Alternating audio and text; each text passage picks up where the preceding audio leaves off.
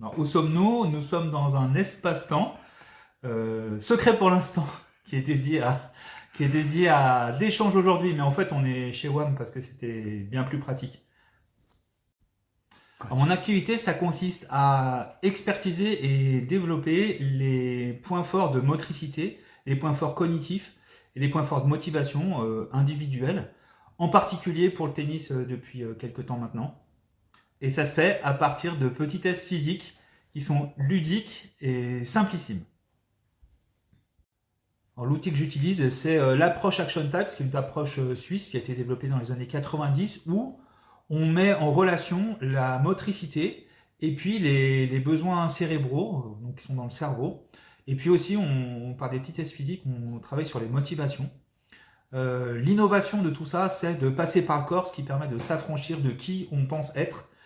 Et du coup, comme le corps ne ment pas, il donne des réponses qui sont fiables, plus fiables qu'un test de personnalité, par exemple, qui serait écrit. Alors, mes ateliers, ils sont hybrides, dans le sens où j'interviens parfois en physique auprès par exemple, de personnes qui font un métier de recherche de sponsors. Là, j'interviens dans la connaissance des publics. Mais aussi, j'ai une activité qui est en ligne où je suis capable de faire le diagnostic en ligne, et puis l'expertise en ligne, et puis le suivi en ligne. Donc, c'est à la fois en physique et à la fois en virtuel. Ça dépend de ce dont on a besoin. Continue. Alors, les personnes qui viennent à moi, eh bien, c'est soit des structures qui me sollicitent pour intervenir auprès de personnes en formation, soit c'est des entraîneurs de tennis en particulier qui ont des problématiques à régler ou qui veulent ultra individualiser leur séance d'entraînement avec leurs jeunes. Ça peut aussi être des parents qui ont des projets pour leurs enfants d'un point de vue sportif et en particulier dans le tennis. Mon orientation en ce moment, elle est vraiment autour du tennis. Donc voilà, il y a trois publics différents. Le temps que ça dure, ça dépend sur les structures, c'est 2 journées d'intervention, mais sur le suivi pour les entraîneurs et pour les tennisman, c'est au moins 3 mois. Parce qu'on peut pas, je peux pas à la fois faire le diagnostic et puis lâcher les gens comme ça dans la nature. L'accompagnement, il doit être au minimum de 90 jours pour qu'on s'y retrouve et pour que l'accompagnement soit de qualité et ce soit pas juste un diagnostic qui sert à rien, enfin une expertise qui sert à rien et qui est donné de but en blanc.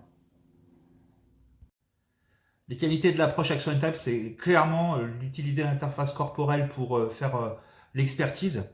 Et l'autre grande qualité, c'est que c'est un feedback du testé. C'est-à-dire que c'est pas moi qui vais valider ce qui est perçu par le testé, c'est toujours validé par le testé. Donc c'est une sorte d'auto-feedback, ce qui donne une fiabilité qui est bien plus intéressante que si c'est moi qui avais le savoir en fait. Le savoir, moi je fais juste émerger ce qu'il en est. C'est pas moi qui sais, c'est le corps du testé et le testé qui sait. Alors, pour ceux qui se lancent dans l'accompagnement, une des qualités primordiales à mon sens, c'est l'humilité. Et puis, ne pas vouloir sauver tout le monde. Et puis, parce qu'on n'est pas des sauveurs. Et puis, faire très attention, parce que je suis beaucoup confronté à ça dans mon quotidien, aux injonctions.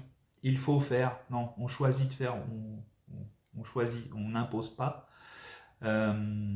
Et puis, faire attention aussi au terme de coaching. Qu'est-ce que vous y mettez derrière? En ce qui me concerne, maintenant, je me définis plus comme un accompagnant et un trainer plus qu'un coach parce que avec l'émergence des réseaux, le mot coaching a perdu de sa nature de mon point de vue et du coup je me reconnais plus dans ce qu'il est véhiculé. Parfait.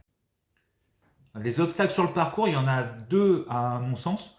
Le premier, c'est de croire que ce qu'on fait convient à tout le monde. Ça, c'est fondamental.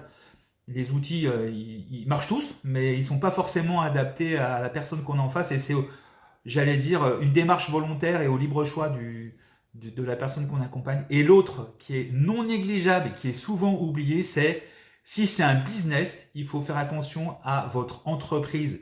C'est-à-dire que votre savoir-faire ne doit pas supplanter et ne doit pas faire négliger tout ce qui est nécessaire au fonctionnement d'une entreprise. Et j'entends par là la gestion, la comptabilité et la communication.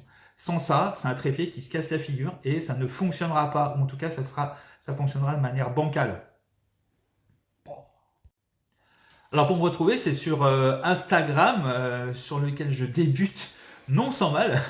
Et le nom de code de l'Instagram, c'est gamechanger.trainer.